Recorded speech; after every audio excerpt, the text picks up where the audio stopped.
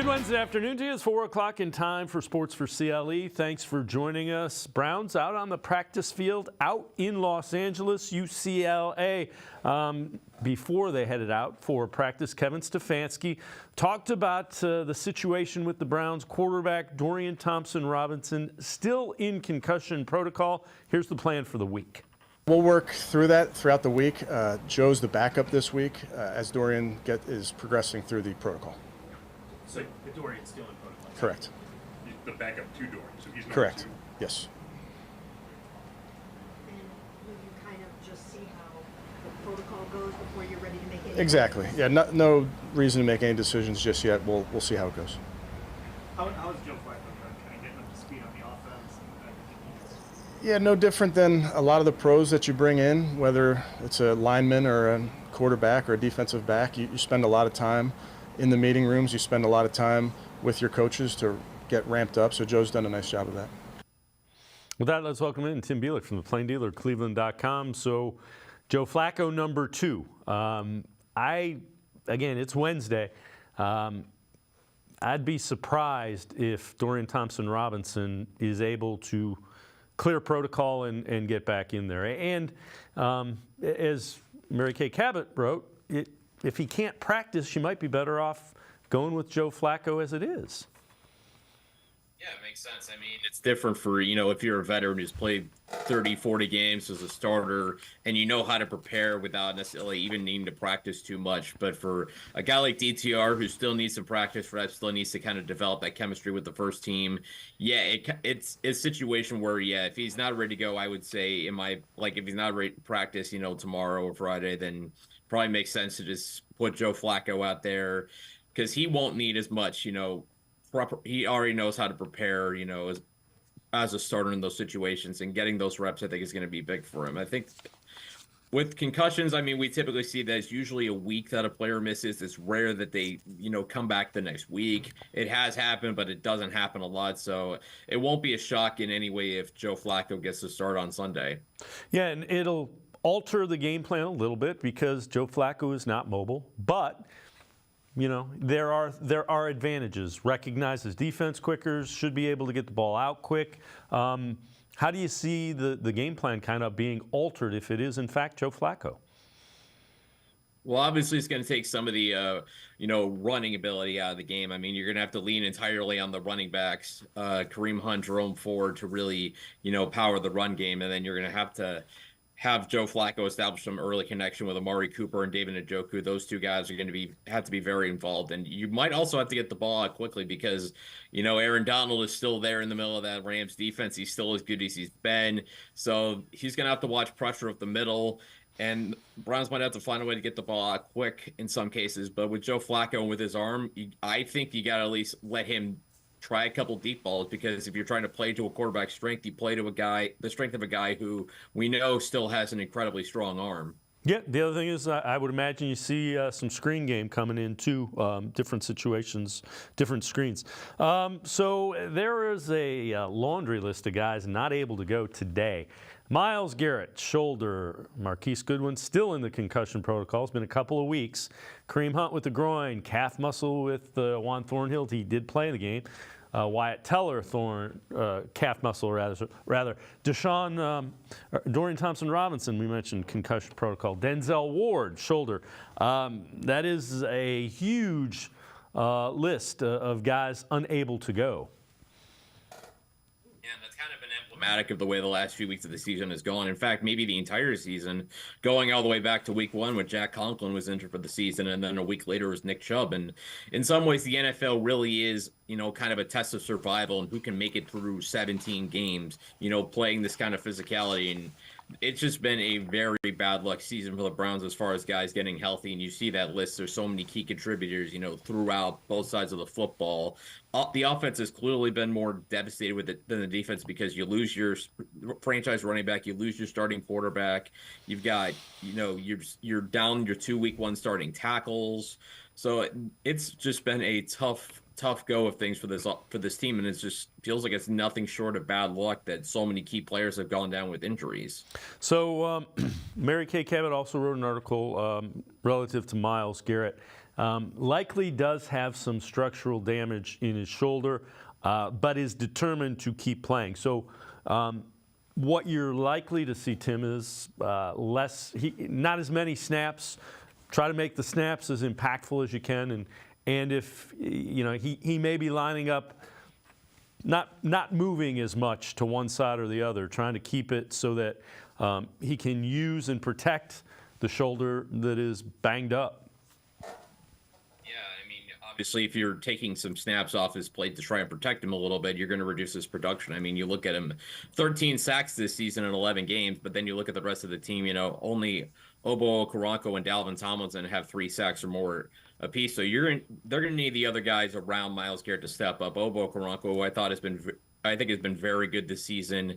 I want to see if there's another level to his game. Zadarius Smith, he's got 2.5 sacks. He's gotten plenty of pressures, but just hasn't gotten home. So I would think those two guys might have to, pick up the pace a little bit and make sure that, with Garrett not out, that they're still generating a pretty dangerous pass rush, even without a guy, Myles Garrett, who's certainly one of the front runners for Defensive Player of the Year. If he's not 100%, you got to get some help around him. So I know you wrote an article about this. Are injuries threatening to sink the Browns' playoff hopes, do you think? I think so. And there's actually a stat that shows how banged up the Browns are. It's from overthecap.com. It's the most average player's salary per year on injured reserve. And right now, the Browns are number one in that category, about $87.7 million. So that's not cap hit. That's just taking an average player's salary, split it out for 5 years. In hockey terms, that's called average. That's called APY, average per year. So the Browns have about $87.7 million of it. Yes, $46 million of it is to Deshaun Watson's, but if you take that away, that's still almost $42 million in average player value, average player salary not available. And taking Deshaun Watson alone, you're still 7th. So that's a lot of key players you're missing. And I also mentioned for our Football Insider subscribers that, with Denzel Ward not playing on Sunday in Denver, if you wanted to add him to that mix, that's almost $108 million of average salary that was out of the lineup against Denver. And then, if Myles Garrett has to miss any time, if he and Ward are out, then you're talking about a combined $133 million in annual average per year salary out of the lineup. And for reference, the salary cap this year in the NFL is only about $225 million. So that would be about 60% of the salary cap number on injured reserve. I know that's a lot of numbers, and that's not how you measure salary. But considering that dollar amount, it's extremely significant, and not just in the money that they've lost, but the quality of players they've lost. They've lost their starting right tackle out for the season week 1. Their franchise running back out for the season week 2.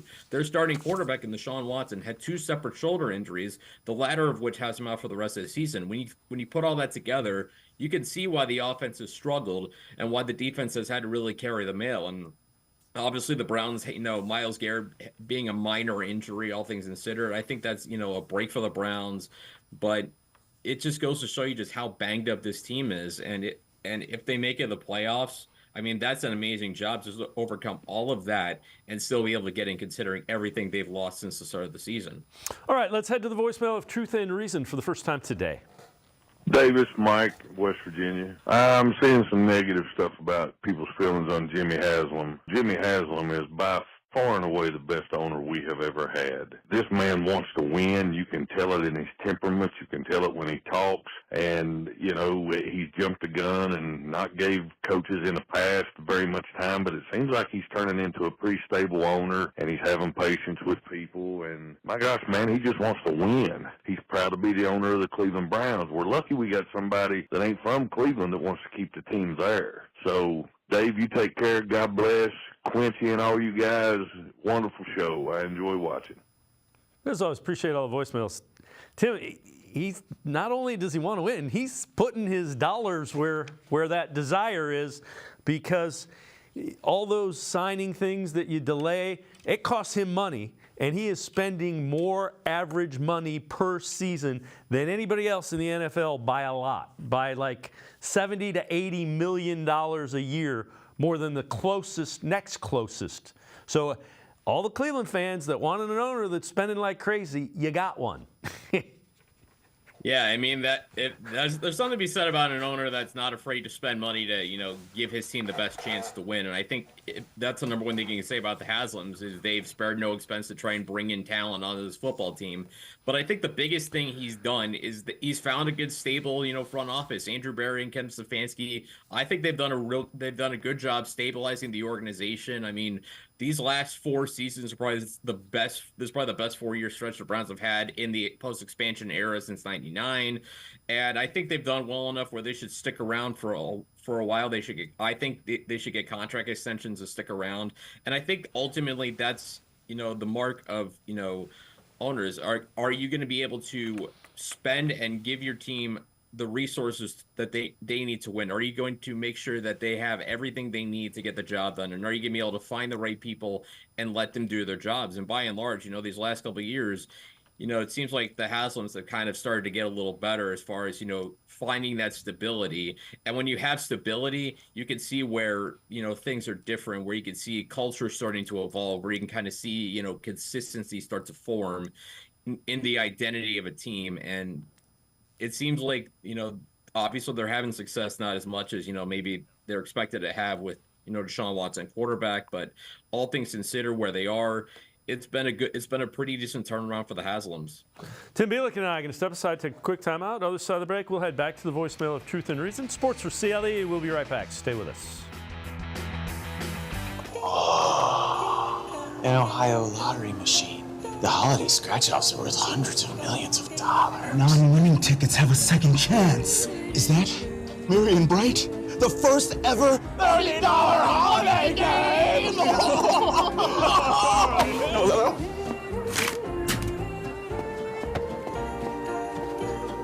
You can get them now? I'm gonna go ask if I can play.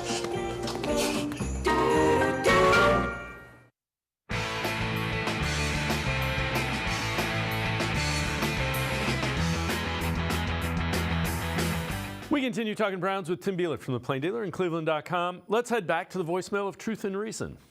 I just really don't understand why people want Kevin to give up play calling or they want him to be fired as the head coach. Everybody was just singing his praises for 3 weeks straight, but we can't keep going from this tit-for-tat thing when we lose to an AFC team. That was a very, very tough team that we went against with the Broncos. And for the next couple weeks, we control our own destiny. So regardless of injured or not, Kevin's going to have to get the game plan together so we can at least win the next 3 or 4 games. We control our own destiny, so we have to win on out, period. Point blank, end of story. As always, appreciate all the voicemails. Tim, I have coined the phrase, they're with the coach, win or tie, without question. And winning out, I slow down on that. It's possible. If they go 3-3, they're in pretty good shape. If they go 4-2, they're in really good shape. Jacksonville's a good team. Houston's a good team. Starts with they got to find a way to win. It doesn't have to be pretty. They got to stop turning the damn ball over. I mean, they have had more turnovers than anybody in the league. Yeah, and I mean, obviously in Denver this time it was, the fumbles that were the issue. It's been quarterback interceptions that played a big role in that. That's why, Joe Flacco has passed the P.J. Walker as the number 2 quarterback because P.J.'s had issues turning the football over. DTR certainly has cut it down. He had the 3 interceptions of the game against Baltimore. He's had 1 interception in between his last 7 quarters. So that tells you there's some pretty good growth there as far as protecting the football. But yeah, it's got to be a whole team-wide effort to protect the ball there. But, when it comes to Kevin Stefanski, any coach can make a bad call. I mean, any coach can make a mistake in any sort of situation. I mean, that's human nature. Sometimes you're just going to get out-coached, and I think that's kind of what happened on Sunday is Sean Payne just had a really good game plan, and the Browns just weren't able to counter in time, and obviously the injury to DTR, I think, kind of took the wind out of the sails of the Browns a little bit, and you saw that kind of the way that game unraveled after that hit on DTR that knocked him out of the game. But by and large, again, the Browns could be on their 4th starting quarterback this season. We just talked about the slew of injuries they have. And I mean, there's a real strong argument to be made that this is the most banged up team in football, and probably not even by a little bit. So the fact that they're 7-4, that's a credit to what Kevin Stefanski has done, setting the culture of this team and getting them to play the way they are every single week. just with that even keel nature. And I think 3 wins really can get you in. 4 basically guarantees that you're in, I think, in the AFC. But you said it, Jaguars and Texans games are going to be extremely tough. All right, so this is kind of interesting. This is from Summer Sports. It's a chart. Quarterback production when trailing versus when leading. X-axis, so across, is when leading. Y-axis, up and down, is when trailing or tied. And P.J. Walker is towards the far end of that, which is not where you want to be. Dorian Thompson-Robinson, a little bit better. Deshaun Watson above the curve and not quite on the correct side of the X-axis. So the quarterback play has struggled. It's been a struggle for anybody that has played quarterback. And as you mentioned, if Joe Flacco starts, they're on their 4th.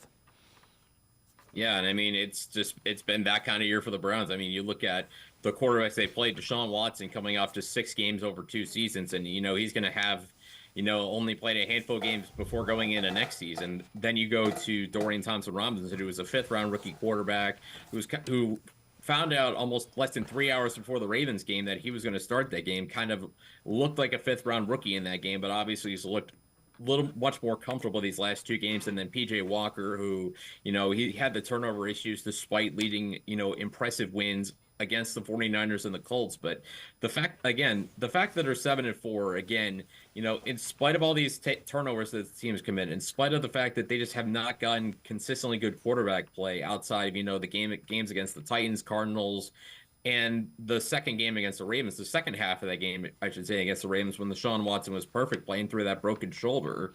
I mean, they just haven't gotten a lot of production out of the position, and yet they're 7-4. Obviously, the defense has had so much to do with it, that they've been able to shut things down extremely well. Special teams have been good. I mean, Dustin Hopkins has been so good. Imagine where they would be without Dustin Hopkins this season. They're probably not 7-4 without him. But the pieces around the quarterback have stepped up, and they've done their job. And you wonder where this team would be if they had, consistently at least average quarterback play, or if Deshaun Watson was healthy. If Watson's healthy, we're having a completely different conversation. This team's probably, 8-3, possibly really pushing for that division title, whereas now you're looking at, on your potentially 4th quarterback, where you're wondering if this team has enough to hang on and still make it after these final 6 games. So you mentioned Dustin Hopkins. Percentage of scoring plays that are field goals. So the Browns are near the top of the league. Number 1 is the Jets, 69.7. Browns and Steelers, both battling in the middle of that playoff hunt. They're number 2 at 58.3. Seahawks are 4th. Titans are 5th. The other thing I would say about that, Tim, is I think it shows Kevin Stefanski understands the limitations that he is working with. Normally he'd be going for it, and he's taking the 3 points. He knows he has his defense. He trusts his kicker. He trusts his defense. Again, that's a sign he understands how he's going to have to win. It isn't going to be pretty.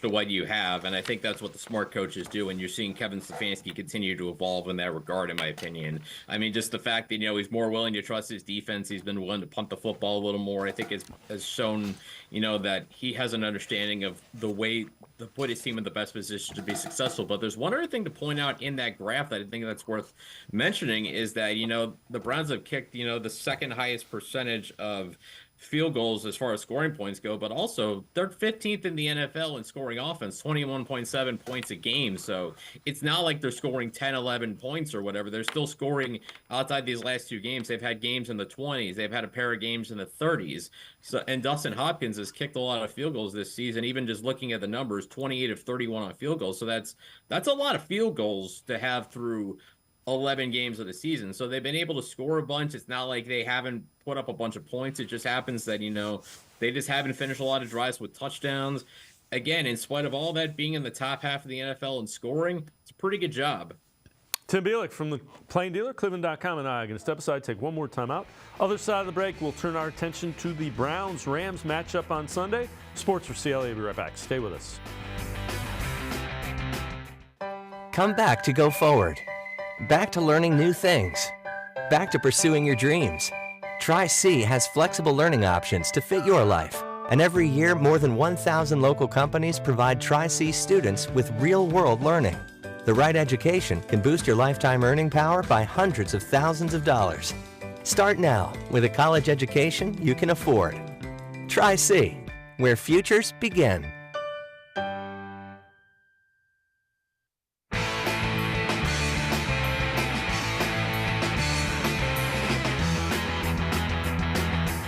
We continue talking Browns with Tim Bielik from the Plain Dealer, cleveland.com. Browns out in Los Angeles, practicing at UCLA, getting ready for their game against the Rams.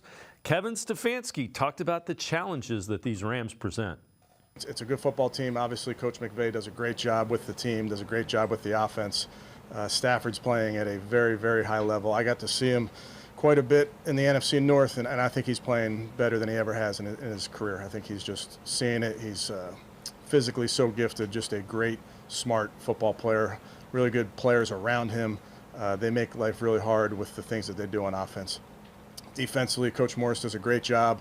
You really have to be prepared for multiple looks, multiple fronts, multiple personnel groupings. Good players throughout. Aaron Donald up front is as good as anybody. He's elite, really, in everything he does, so huge challenge. And Tim, I know you wrote an article, 3 Things to Know About the Rams, and 2 of those 3 he mentioned. Matthew Stafford, you said Matthew Stafford giveth and Matthew Stafford taketh away. Rams going through a youth movement on offense, and Aaron Donald is still Aaron Donald. So take us through the things to know about the Rams. With number one, Matthew Stafford, obviously that was a big swing that the Rams made, prior to the 2021 season when they traded for him. Obviously, it worked out as well as you could hope for. They won the Super Bowl, but obviously, wasn't the same in 2022, banged up a little bit. And, 2023, he's been better, but I think there's still, some things that kind of are interesting with Matthew Stafford in that, he will throw a lot of touchdowns. In fact, he had 4 last week on Sunday against the Cardinals, but he's also thrown 9 interceptions this season, so he's prone to throwing the football away. In fact, the Rams have only turned the football over 12 times, and 9 of them have been Matt Stafford interceptions, and he's thrown picks in 4 consecutive games. So the secondary, he will put the ball in harm's way sometimes. So if you're the Browns, if that comes your way, you got to be able to grab it, because he'll give you opportunities to pick off those passes. While at the same time, he's got the arm talent to beat you in the ways he has throughout his career. Number 2, about the youth movement with the Rams. I mean, you look at the lineup they had when they won the Super Bowl just 2 seasons ago when they beat the Bengals, and what they have now. It's so different. And naturally, that kind of has to happen when you go all in like the Rams did and you have to rebuild. But full marks to the Rams for adding these young pieces that they have. I mean, look at their starting running back. Kyron Williams, a former 5th-round pick from 2022, almost in 7 games this season, he's got almost 600 yards rushing. He had 143 against the Cardinals on Sunday. Another 5th-round pick from this year, Puka Nacua. I mean, he has become their top receiver. I mean, there was a time at the beginning of the season where people talking that he might be the offensive rookie of the year. That's how good he was, and he's had to step up in a big way with Cooper Kupp dealing with injuries. And then there's also another young player that's really interesting, a speedy receiver in Tutu Atwell, had 76 yards to lead the Rams receiving against Arizona. So there's a lot of interesting young pieces and parts on this Rams offense that you're going to have to watch out for, and especially when you have a guy like Sean McVay, who's shown he's one of the most creative offensive schemers in the NFL. So those are guys you got to be worried about. Number 3, of course, we got to talk about Aaron Donald. I mean, anytime you talk about the Rams and that defense, it starts with Aaron Donald, arguably the greatest defensive tackle in NFL history. The last couple of seasons, there were talks that, people whispers about whether he would retire, but he hasn't. And he's still playing at a high level, 5.5 sacks, 12 tackles for loss, this season. It's been impressive the job he's done, at 32 years old, still leading this team in those categories. And it's so rare when you're facing a defense where the best pass rush is going to come from right up the middle. Usually it's from the outsides, but this Rams defense, because of Aaron Donald being the unicorn that he is, because of the way he generates pressure in the middle, it's so rare. And so I think that puts so much more onus on the guards of the Browns, Joe Bitonio, Wyatt Teller, and then the center Ethan Posick. They're going to have to be wary of 99 when he's on the field, because we know the one thing quarterbacks hate more than anything else is when that pass rush comes right up the middle. Especially if it's Joe Flacco, not the most mobile guy. that will be a challenge without question. And Rams still in the playoff hunt in the NFC. What areas, we've talked about what they do well, what areas can the Browns potentially exploit? Well, looking at their games since the bye week, the Rams have actually been pretty good defensively, giving up only 291 yards and 16 points to the Seahawks. Then Sunday in Arizona, 292 yards and 14 points to the Cardinals. When you look at, the Rams stats, one thing that sticks out is they do not force a lot of turnovers. They have a grand total of 9 throughout the season. So they are not a team that will take the football away very often. So it might be a chance for the Browns, who have had, all these turnovers, to really have a better opportunity to protect the football. And the Rams, I wrote about it last week when I was talking about the Broncos. They also really are not very good at pressuring the quarterback. Outside of Aaron Donald, he's obviously got 5.5 sacks. There's some young players that are interesting, like Byron Young, a former Tennessee Volunteer rookie with 5 sacks. Kobe Turner, former Wake Forest product, with 4 sacks. But there's just not a lot of pressure that comes from that Rams defense. So it's a good chance that they may give the Browns may give whoever's a quarterback a chance to protect, to, get a little more time in the pocket to find whatever's open. And when you look at the rest of the defensive stats, there's this, they're kind of middle in the road of a lot of areas, 14th against the pass, 18th against the run. They don't give up a lot of passing touchdowns. And of course, the last 2 weeks before the bye have really stood out, just the Rams holding teams under 20 points. The Browns might need to win a low scoring game and, to get out of SoFi with a win, especially considering the issues they're having at quarterback. So yeah, that's the question. What's the blueprint? What does it look like if the Browns are going to get a win, do you think? Yeah, that's going to be an interesting one. I think the Rams corners could be a little vulnerable. I mean, you look at, the guys they have out there, including Darian Kendrick, former Georgia Bulldog, he's been prone to some penalties. I think that's a matchup. If you're the Browns, you could try to exploit with Amari Cooper. Obviously, it's going to be tricky to get for how, whoever's going to be a quarterback, make sure they get the ball to him, get him involved early. But I think the important thing for the Browns, whoever's a quarterback, you got to be able to run the football. You got to be able to establish it early. Obviously, they kind of went away from it on Sunday against the Broncos, despite having some success. I think regardless of who's the quarterback, you got to lean on the run game and kind of force the Rams to respect it a little bit and test them. Basically test them. And I know the Rams have been pretty good with their run defense. They've given up, 68 rushing yards to the Seahawks, 73 to the Cardinals. I think you still got to try to run the football because that's what you do well. That's the strength of your football team. That's one area that hasn't been, wrecked by these offensive injuries. So whoever's on offense, you got to be able to run the rock, control the clock a little bit, and occasionally, especially if you have Joe Flacco, you got to be willing to take your shots at least a couple times to threaten that defense, stretch them out, and if you can hit a couple big plays, then that might be all you need to get out of SoFi with a win. The Rams aren't an elite team, but they're pesky. Sean McVay is a coach that you can't underestimate, and when you have one guy on the other side, and Aaron Donald, who, like I said, is the greatest defensive tackle of all time, you cannot doubt this team. So this could be another tough game. Tim Bielik, Plain Dealer, cleveland.com, as always. Great stuff. Appreciate the time and the insight. Thanks very much, Tim. Yeah, thanks for having me, guys. Have a good day. Tim Bielik, make sure you check him out. Plain Dealer, cleveland.com. Always really good Browns and NFL insight. We're going to step aside, take a quick time out. G. Bush from 92.3 The Fan and the Ultimate Cleveland Sports Show. Straight ahead. Stay with us.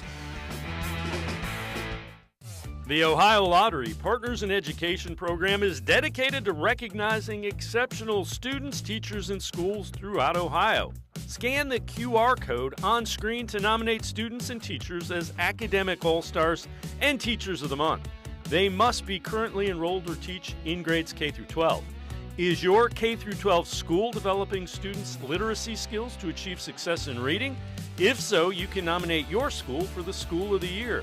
Students can win $100, teachers can win $500, and schools can win $2,500. Scan the QR code, fill out the forms, and nominate deserving students, teachers, and schools today. The Ohio Lottery Partners in Education program takes pride in honoring exceptional students, teachers, and schools across Ohio. Submit your nomination today. It's fun, fast, and free.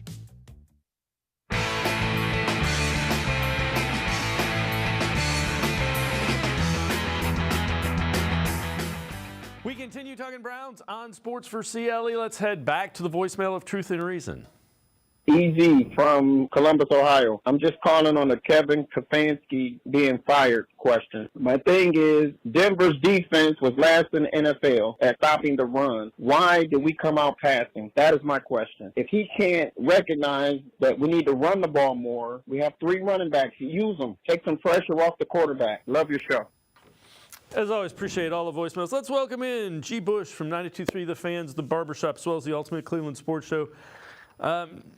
G. Bush, I get the should have run the ball more early. Once you fall behind 14 and you start seeing 8 and 9 men in the box, NFL quarterbacks have to be able to throw against that look.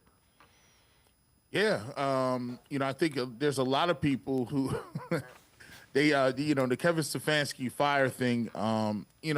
Let's just be honest with you, man. Kevin's not going to get fired during the year. That's not going to happen. Put it to you like this: if they didn't get rid of Joe Woods during the year, what makes you think that they're going to get rid of Kevin Stefanski? You give him some credit. He's been 7-3. Last week they lost to the Broncos on the road. Tough place to play. I thought that was going to be a tough game anyway. So they're 7-4 now. The good thing about it, they put some games together to be kind of, give them a little bit of a cushion, so that they, when you lose a game like that, you still are have an opportunity. If you win this week out in LA, you're 8-4, and you're still looking really, really, really good for the playoffs in that term.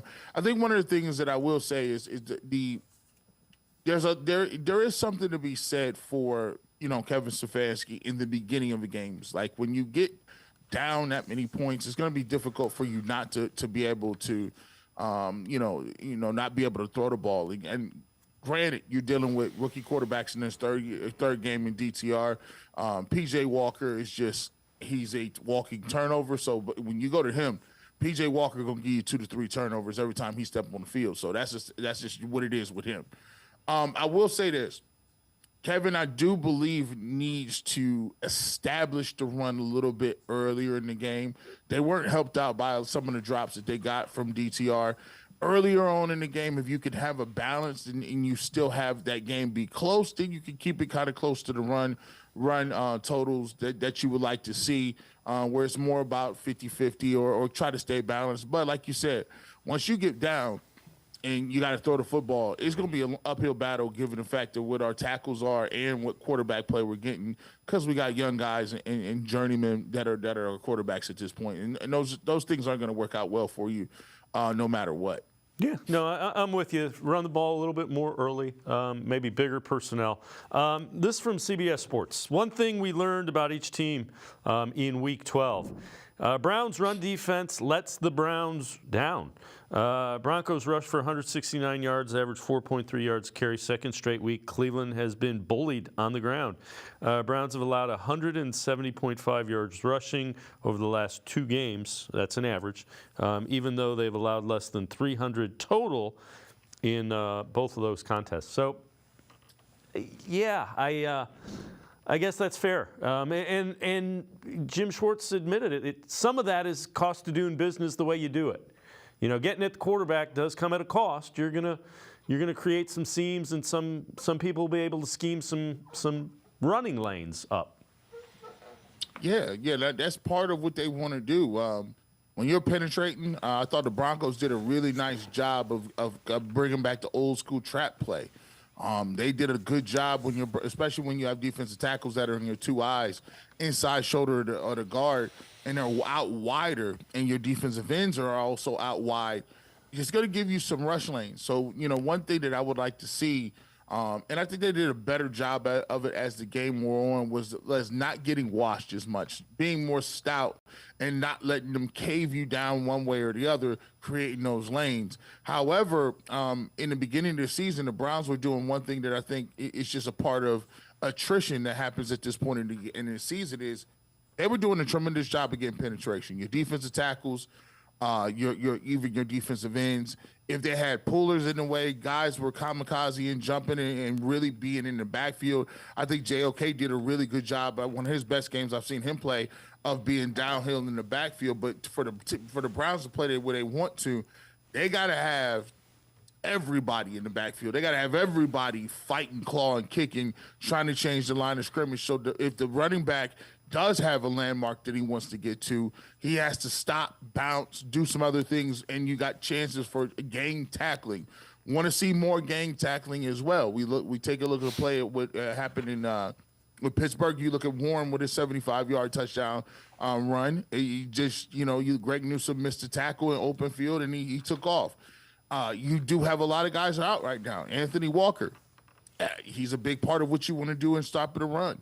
And definitely, if you want to play man-to-man coverage and you want to just bring everybody up and make life, hell for other people, you got to really have the guys back there. And Denzel Ward is not back there right now. So the Browns, in a way, can't afford to play, some of the stuff that they were playing when you don't have the guys out there. I just think that right now they're a little banged up, especially with giving Myles Garrett what's going on with his shoulder. I think they need to get back to gang tackling and making sure that, not just one guy gets to the football, but multiple guys get to the football. So those 5-yard gains turn into 2 yards or 1 yard or no gains when you got guys running to the football. And I think they're going to be able to have another uphill battle because Kyron Williams coming in with the Rams, he's going to run that football, and they're going to run the ball a lot as well. Yeah, and, credit to Russell Wilson because he was audible and out of that and into run plays, and that's another thing. He saw things at the line of scrimmage and was able to get them in the right play. And you might face that again because Matthew Stafford has seen a lot of defenses in his career. All right, you mentioned this guy, Jeremiah Owusu-Koramoah, and this I didn't realize. He is tied for third in the NFL right now in tackles for loss, only behind Max Crosby and Danielle Hunter, ahead of guys like Mike Parsons, Aaron Donald. Now, interesting note, and I agree with Matt Wilson here as he points this out. Significance of guys like Dalvin Tomlinson, Shelby Harris, Maurice Hurst is that they are occupying blockers so that Jeremiah Owusu-Koramoah can get in the backfield and be one of the leading tacklers for loss in the NFL. All works together, and again, that's some of the things that were not working against the run game against Broncos. Yeah, one of the things that you saw, he was able to get into the backfield. He was able to move, and he's so fast because, traditionally they want you to take on linebackers with your hands, shed those guys, get off blocks, and make a tackle, right? But JOK is a guy that's, 220 pounds? He's kind of a hybrid type dude between the outside linebacker and the safety. But what he's able to do is amazing in small, confined spaces with making guys miss, not engaging with tackles. He could either run around the tackle and be so fast to get back underneath to make the tackle, or he could go underneath. And that's crazy. It's almost like black basketball. It's almost, some people going to make you play. If you go under the screen on Steph Curry, that's a three-pointer, right? It's the same way with running backs. If the running back has enough speed to get to the corner and you are an outside linebacker and you choose to go underneath the block, you need to have enough speed and athleticism to be able to track them down from the backside, which is very difficult to do. I wholeheartily agree that JOK is the beneficiary of guys holding guys up and him being able to play well in space. I think he's having one of his best years as a Cleveland Brown, and it makes a huge difference when you talk about, disrupting people and getting those guys to the ball. However, JOK also benefits from a couple of things as well in the secondary. When you got guys like Denzel Ward who can cover up for guys and stick with guys, for more than 3 or 4 seconds. You also have Anthony Walker, who's a guy, bigger body, who's a thumper, the guy that's going to be really in there on those rundowns. And when you got him and Taki taking up some of those, some of those run plays, it gives him more of a freedom to run around and make plays and to take some chances. So, this Cleveland Browns defense is stellar when everything is on. You got 3 great corners. You got 2 linebackers that are more predicated to stop the run. You got probably one of the best defensive, edge rushers in the game in Myles Garrett. And you have defensive tackles that are disruptive. All of those things have to be in play. And when you start to get to the end of the season and guys are out here or there, it opens you up a little bit for some stuff because those guys on the other side of the football are going to scheme you up. This is from Pro Football Focus. Browns have recorded 9 drops over the past 2 weeks as a team. A receiving grade of 60.1, lowest of any team in the NFL. And that, I think, more than the play calling, has been the problem. David Njoku, love him to death. He's got to catch the damn ball when it's thrown to him. Got to. A lot of guys dropping the football, and you need to help a rookie quarterback out, and they're not. And in the play calling, Can't do it. It's the execution, and it comes back mostly. Now, DTR has been off target some. Wide receivers got to make the catch when the ball is catchable, without question. That's a huge part of it. If you're going to have young dudes and backups, if you want to make, the playoffs, right? Your season is, set right here, right in front of you. I understand that you've won some games that you've pretty much, could have lost. But if you're sitting here at 7-3, 7-4 now, and you got a game coming up this week, and you see the amount of drops that you have, somebody has to step up. And there's one thing that's always nagged the Cleveland Browns. It's the simple fact that they cannot seem to find receivers to step up. Like, I can't think of anybody besides a shot in the dark one year with Josh Gordon, and a couple years maybe with Odell Beckham and Jarvis. But even those guys weren't ever really seemingly on the same page. It just seems like, when you're trying to make the playoffs and you look around the league and you look at what Tua has with Waddle and Tyreek Hill, and you go out there to, Philadelphia and see what Philadelphia got with Smith and all these guys and A.J. Brown, and you go 49ers even have Brandon Ayuk and Deebo Samuels and George Kittle. When you start to look at the playoff teams that are consistently there, they have guys that are going to make catches in crunch time, in contested catches, and make plays. The Browns have Amari Cooper, but even Amari Cooper dropped one in the end zone that could have tied the football the game up last week in the end zone from DTR. David Njoku is pretty much your second receiver, given the fact that we haven't seen the production from Elijah Moore. It's just the Browns are going to have to find some people to be able to catch the football, or they're not going to be able to win these games down the backstretch. I mean, I'm a predicate of trying to run play action and run the football, but you still got to have a vertical passing game. You can't just sit back there and run the ball 60 times with a rookie QB and expect to beat some of these teams. They have to catch the ball, stay in front of the chains, and make sure that they can keep the ball and possess the ball so that your defense does have an opportunity to catch their breath and be dominant like we know they can. G. Bush and I are going to step aside, take a quick timeout. Other side of the break, we'll head back to the voicemail of Truth and Reason. Sports4CLE. Be right back. Stay with us. An Ohio lottery machine. The holiday scratch-offs are worth hundreds of millions of dollars. Non-winning tickets have a second chance. Is that Marion Bright? The first ever $1 million holiday game! Hello?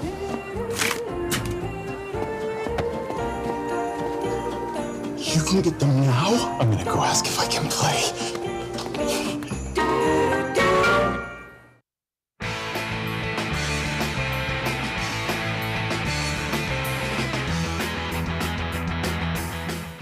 We continue talking Browns with G. Bush from 92.3 The Fan, as well as the Barbershop. Let's head back to the voicemail of Truth and Reason. This is Bernard from New Philadelphia again. If everybody thinks that when I call in that my criticizing Kevin Stefanski is crazy, why don't you listen to Hanford Dixon, Reggie Langhorne, Bernie Kosar, some of the greatest players in Browns history, on their podcast criticizing Stefanski's play calling and coaching ability? Thank you. As always, appreciate all the voicemails. G. Bush, we've talked to a lot of former players, and their questioning was relative to the Broncos game was about the run and stopping the run and why you couldn't stop the run. The questions about Stefanski, I think the players, for the most part, the ones that I've talked to, and I talked to quite a few of them, they realize he's scheming around a lot of. You've got your fourth and your fifth tackles. The offense was built behind Nick Chubb. It was built to have Deshaun Watson. There's a lot of things he's working around relative to play calling. Yeah, see, there's the thing. usually before you would see a lot of vitriol. Like if you know, I'm a big believer in last year. If you got Nick Chubb, there ain't no reason you ain't running the ball 20, 25, 26 times as Nick Chubb. Right? You got your pretty much your starting line in there, and everybody is pretty much healthy. Now look, the reason you don't see me with so much vitriol at this point is because, to me, I'm over here enjoying the ride because I understand what it is. You got a situation right now where you got, you know, I know DeJuan Jones is a rookie, but think about it. DeJuan Jones is what? He's a rookie, and he is filling in for Conklin. Jed Wills is out. You got a guy pretty much off the street that is filling in for, you know, Jed Wills. You take a look at Donovan Peoples-Jones was your number 2 receiver. He's no longer on this roster. You can continue. Nick Chubb is not here. You got Jerome Ford, and you're on your like 4th or 5th quarterback. If DTR don't play, you got Joe Flacco. And we've been through PJ Walker. We've been through Deshaun Watson.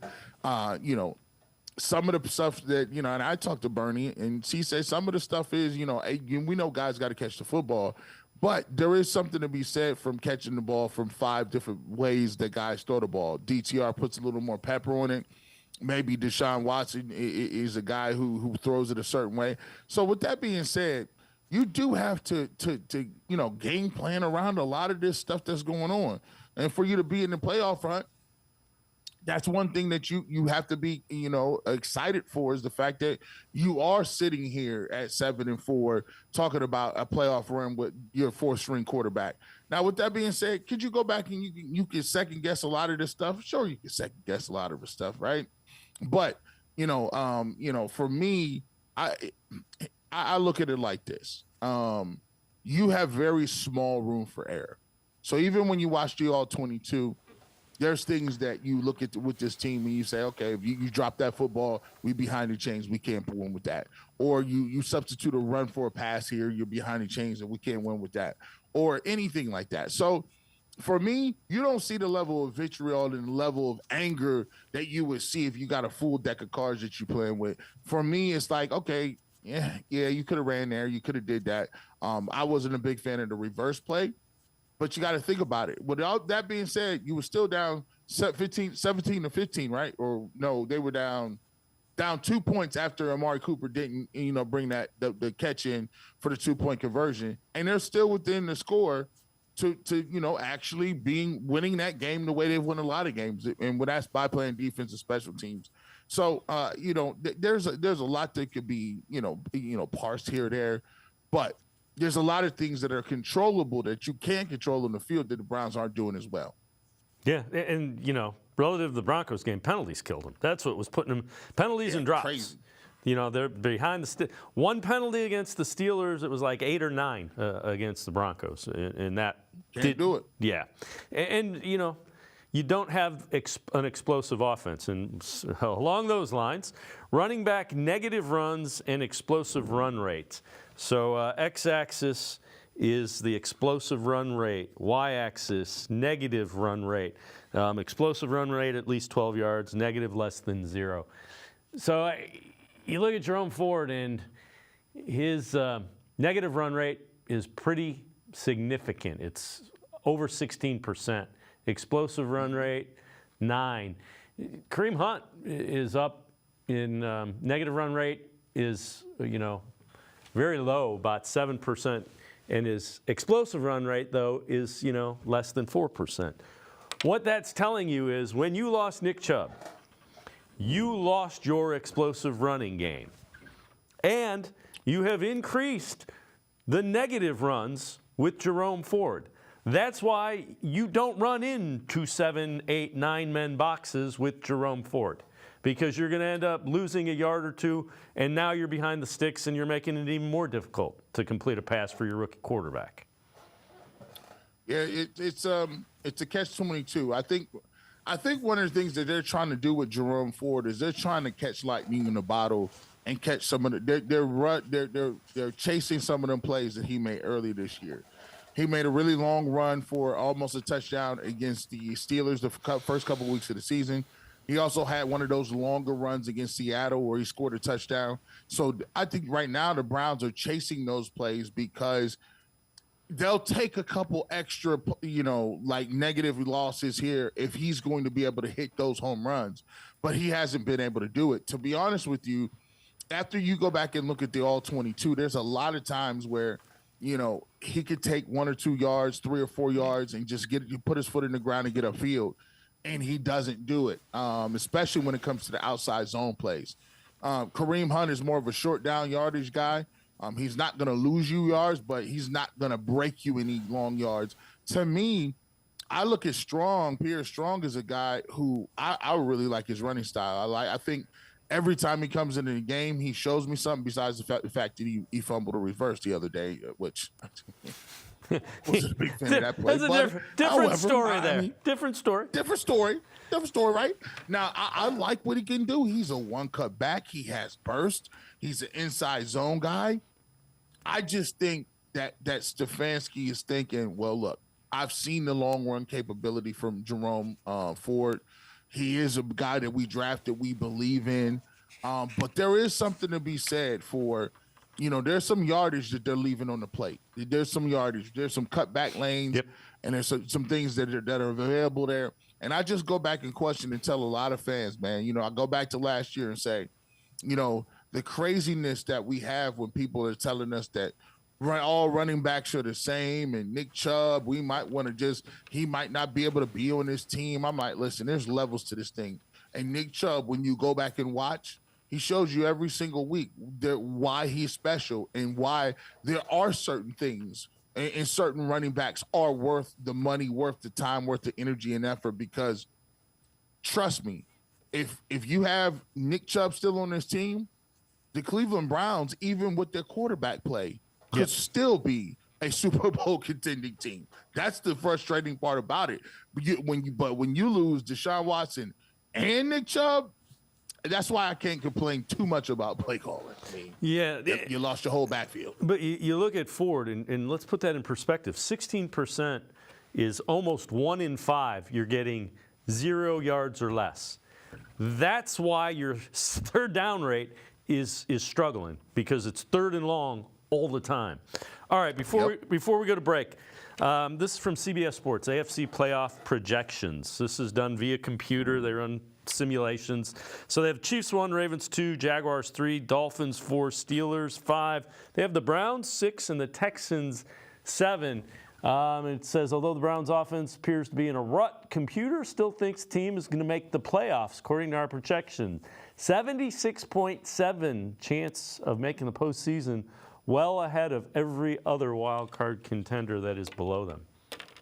I like that computer. I don't love your computer. I don't know that I necessarily see it, but the range of outcomes is so drastic. I could see them winning. 5 of the 6. I could see them winning 2 of the 6 that are remaining. This game to me is pivotal. I don't like playing in Denver. I'm one of them kids from them eras of that age group where I haven't seen nothing good happen in Denver. John Elway or nothing. I don't like the colors. I don't like the matchup. I don't like their stadium. I'm like, and we got a rookie quarterback. It's tough.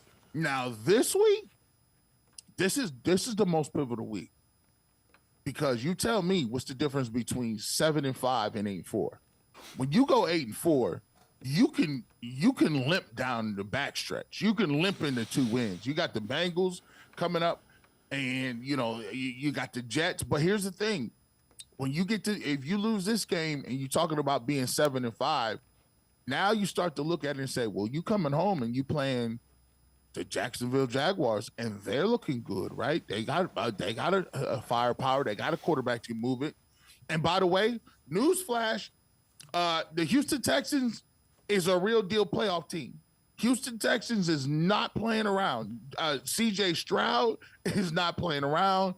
That is a game now, too. And then, oh, by the way, they keep trying to tell us this. I don't know what kind of black magic they've done on them, but they're talking about Aaron Rodgers is practicing. I don't like the storylines. I do not want the storyline of Aaron Rodgers hobbling into Cleveland or wherever they play and talking about what a great game by Aaron Rodgers.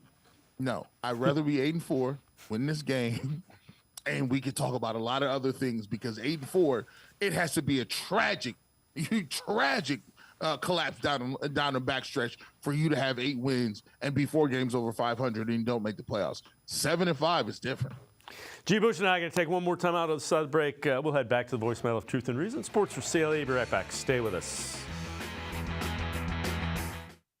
Come back to go forward. Back to learning new things.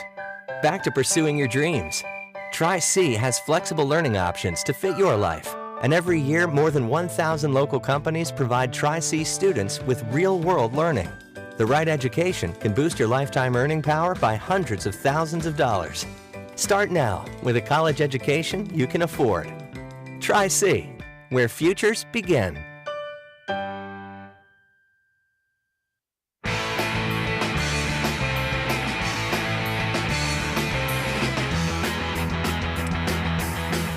We continue talking Browns with G. Bush from 92.3 The Fans, The Barbershop, as well as the Ultimate Cleveland Sports Show. Let's head back to the voicemail of Truth and Reason. Hey, Dave. Hi, guys. Hey, happy holidays. I just really like to say that I wish that they would just elevate Flacco because we could win with Flacco. He's a veteran, so let's not waste this season. And let's go, Brownie. What do you guys think? Woof, woof. As always, appreciate all of the voicemails. So, G. Bush, DTR not practicing, still in the concussion protocol. Found out a little bit earlier. If it is Joe Flacco at quarterback, you got to change some things because that is not a mobile man. What has to change, and what do you do if it is Joe Flacco against the Rams? Well, listen, it's a lot like the way it was with Baker Mayfield.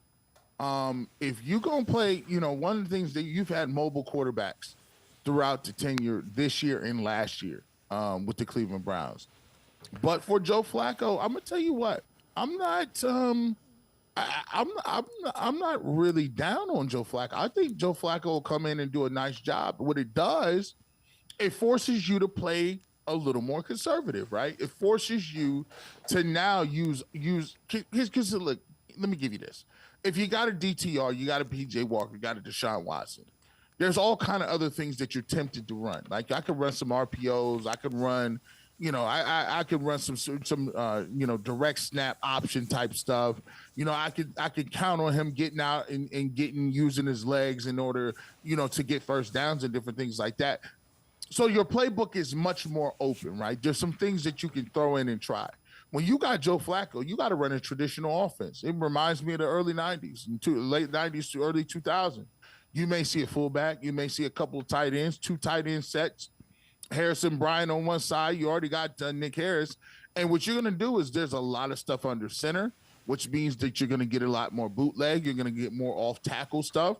I wouldn't be in a bunch of shotgun. And if I was, I would still have some tight ends in there that can really chip and give the tackle some time before he throws the ball downfield. Screen game will be a big part of the game. But for the most part, it's going to be a old school knockdown, drag out. We're not going to throw the ball down the field that much, which means you're going to need Jerome Ford.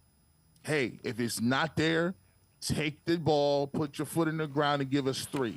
If you're up front, as far as the offensive line is concerned, you're going to be chipping. You're going to be doing a lot of stuff because you cannot put your tackles in one-on-one situations with a statue quarterback back there, right? Also, you're looking at strip sacks. They're going to be there because he's not going to be concentrating on getting down the field and moving in the pocket. So you're going to have to really condense the game plan. You're going to have to really go to more of an old school approach. Which, one thing about Joe is Joe's not going to be fooled. It's all about whether he'll know what cover 2, cover 1. He'll know what they're trying to do to him. The question is, can Joe get the ball there on time? And does he have the arm ability to get the ball there accurately? I'm with you as far as the screen game. I think you screen them to death because if I'm a defensive coordinator and I see 38-year-old Joe Flacco, okay, pin your ears back and go get him. By the way, Joe Flacco had 300 yards on the Cleveland Browns last year in game 1 and 4 touchdowns. It led him back to one of the most embarrassing collapses I've seen. If we get a game like that from Joe, you got one more left in you, Joe? Come on, bring it on over here. You keep asking one more every week. One more. So the other thing a different type of quarterback in the Rams, Matthew Stafford. It's still a really good quarterback, but he's the kind of guy that this defense gives a lot of problems. You know, you think of Brock Purdy. Brock Purdy had a tough, a guy that stays in the pocket, isn't going to beat you with his legs, can beat you with his arm. That's usually the type of quarterback that doesn't want to see this defense. Yes, and we don't know what type of Myles Garrett we're going to get. If he's 80% Myles Garrett, Mary Kay Cabot came out with an article today, said that it may be some structural damage, but it's all about pain management. 2 guys that's the most important for the Cleveland Browns is Denzel Ward and is Myles Garrett. Because one of the things that you want to do is, what the Browns do a really good job of, is if they can stop you in the first couple of downs, 3rd down is going to be a problem for you. Because now they can run a lot of different other things, get exotic on you, bring that pressure. So we need to have guys in the back end. Martin Emerson is playing like he's a lockdown corner. However, I'm starting to see that Greg Newsome, in my opinion, is better suited for the slot rather than outside on the number 1 receiver. If we can get him back in the slot and Denzel Ward back, I think you'll be able to see that the Browns will be able to give him some trouble. However, we always talked about this, when I played, is you have to earn the right to pass rush. And to earn the right to pass rush, you got to stop guys on the first 2 downs. Kyron Williams, went off last week. They came off a really big-time victory against the Cardinals. And let's be honest, the Rams need this game to get to the playoffs. They got the Baltimore Ravens coming up here. I believe they still have the San Francisco 49ers on their schedule as well coming up. So they're looking at this game from where they are in their standpoint and saying, hey, we need to have this game moving forward for us to get in the playoffs. So I think they're going to come out and they're going to give you, and McVay is going to give you his best offensive playbook. They're going to mix it up a little bit. They're going to try to run the football. But like you said, if you can get them in 3rd down, I like the Cleveland Browns' chances because Matt Stafford will give you a turnover. It will give you some turnovers, some strip sacks and things like that. But you can't be in 2nd and 3 and 2nd and 2. Then you can run anything. So I think the Browns need to do a good job of stopping around on the first couple downs. G. Bush, as always, great stuff. Appreciate the time and the insight. Thanks very much. Appreciate you. G. Bush, make sure you check him out. 92.3 The Fans, The Barber Shop, 8 until noon on Saturdays. You can also catch him Monday through Friday, 11 until 1 on the Ultimate Cleveland Sports Show. It's going to do it for this edition of Sports for CLE. We'll see you back here tomorrow at 4 o'clock. Have a great night, everybody. See you tomorrow at 4 on Sports for CLE.